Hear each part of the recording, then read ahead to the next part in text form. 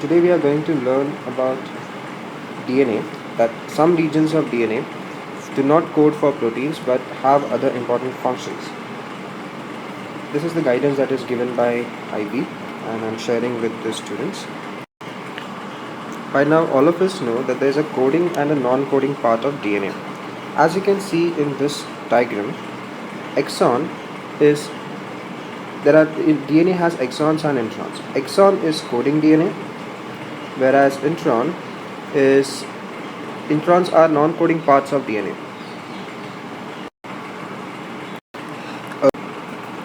As you can see here, the introns are non-coding part and hence are removed, and there is an mRNA coding sequence only that goes into the cytoplasm for translation to polypeptides. So what is present in polypeptides is only the coding sequence and not the non-coding sequence, that is the introns are absent.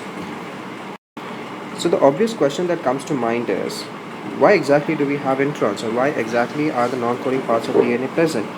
And for your information, about 60% of human DNA is made up of non-coding part, that is introns. So do they really have any function?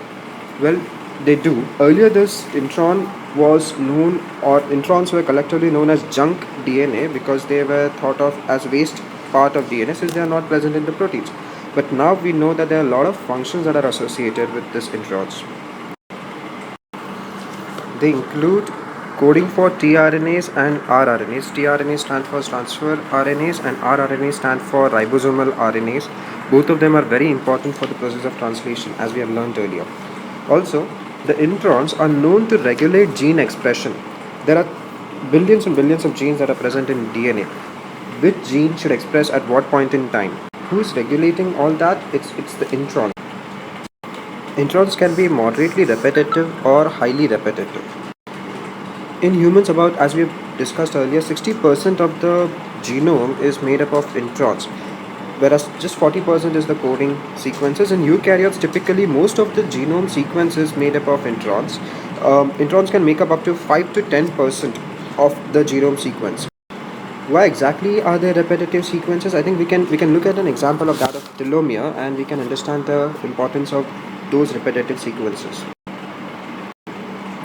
Telomeres are those sequences which are present towards the end of a chromosome. During the interphase, when the cell is the DNA is undergoing replication, at that point in time, the enzymes that replicate the DNA cannot reach towards the end. So if we have coding regions in the end region over here, then in that case we might end up losing gene from one generation to the other. So it is hence required that we have these repetitive sequences, so that even if you lose a part of this repetitive sequence, then also it's fine and the cell can make its own repetitive sequence later on. Thus telomeres have a protective function, which is also a repetitive sequence.